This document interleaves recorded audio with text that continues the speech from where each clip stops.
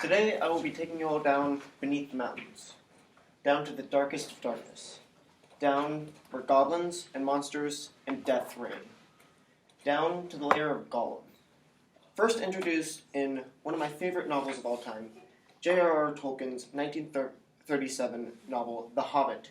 Gollum holds great significance in the mythos of Tolkien's works, being one of the driving factors behind the events leading up to and taking place during Tolkien's epic novel series, The Lord of the Rings. As we enter the abyss of the mountain, we find Bilbo Baggins, who's found himself quite lost. So it is a pool, or a lake, not an underground river, he thought. Still, he did not dare wade out into the darkness. He could not swim, and he thought too of nasty, slimy things, with big, bulging eyes, wriggling in the water. There are strange things living in the pools and the lakes and the hearts of mountains.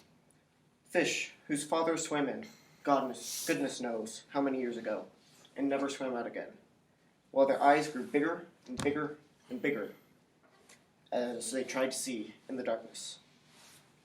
Also, there are other things, slimier than fish. Even in the tunnels and caves the goblins have made for themselves, there are other things, unbeknown to them, that have sneaked in from outside to lie up in the dark. Some of these caves, too, go back in their beginnings to before the goblins, who only widened them and passaged them up.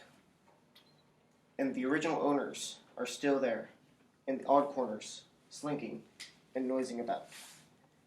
Deep down here, by the dark water, lived old Gollum, a slimy, small creature.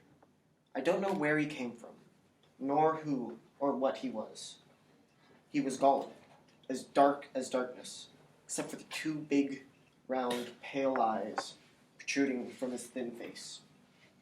He had a little boat, and he rowed around, quite quietly, on the lake, for a lake it was, wide and deep and deadly cold.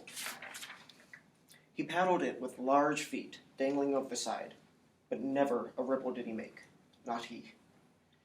He was looking out of his pale lamp-like eyes for blind fish, which he grabbed up with his long fingers, quick as thinking. He liked meat too. Goblin was good when he could see it, but he took care they never found out. He just throttled them from behind, if they ever gone down anywhere near the edge of the water, while he was prowling about. They very seldom did, for they had a feeling that something unpleasant was lurking down there. And they were right. They had come to the lake when they were tunneling down long ago, and they found they could go no further. So their road ended in that direction. And there was no reason to go that way, unless the great goblin told them to. Sometimes he took fancy for fish in the lake, and sometimes neither goblin nor fish came back. Thank you.